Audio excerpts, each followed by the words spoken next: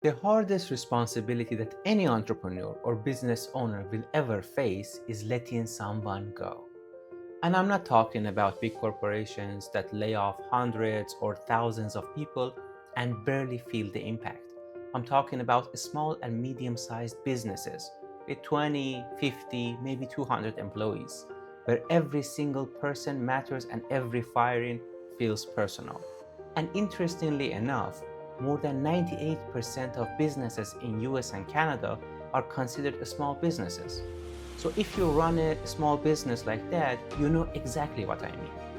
When you fire someone, the guilt hits you, the anxiety hits you. Some owners lose sleep for weeks after letting someone go on their teams. And here's the uncomfortable reality about it. When we fire someone, part of us feels like we failed as leaders.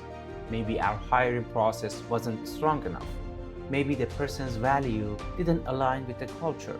Or maybe their performance didn't match what the role required from them.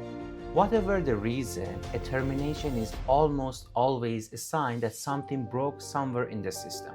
So the real question becomes, how do we minimize the damage for the employee, for the manager, and also for the business? The first step is to reduce the need to fire in the first place.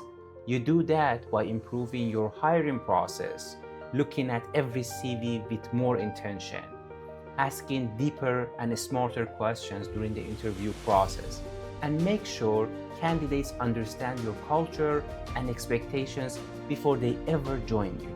And here's something that almost no one does, but it works. Tell the candidates all the reasons why they shouldn't join your company. Most leaders sell the dream, but they never talk about the reality. So I'm asking you to be honest upfront about what you expect, what you don't tolerate, and what the day-to-day truly looks like.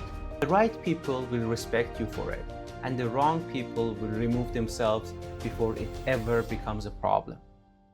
And even with the perfect hiring process, there will still be moments where letting someone go is unavoidable. Sometimes finances tighten, sometimes performance isn't where it needs to be, and sometimes you simply can't afford the payroll anymore.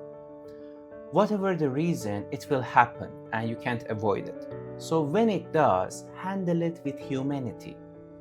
Make the transition as human and respectful as possible. For example, have a clear notice period and a fair severance package, something that truly helps them support themselves and their family while they find their next opportunity. And don't just end the relationship there. Help them with the transition, use your own network, recommend them to other businesses where they might thrive. And also remember this one.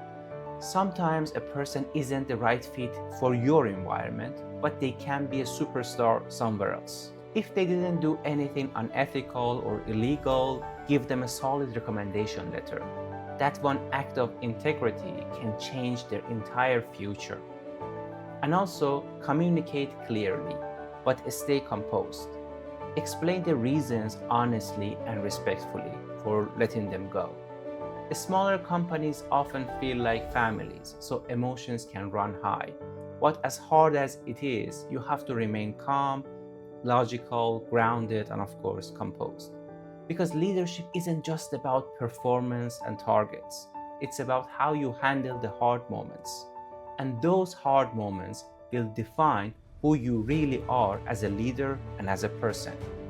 And if you are a founder or executive dealing with these type of people-related challenges, whether it's hiring, restructuring, culture alignment, or building systems that prevent these issues in the first place, this is exactly what I help businesses solve at Concilium Dynamics. If you want an experienced second pair of eyes on your team and operations, you can book a free strategy consultation call with me using the link down below.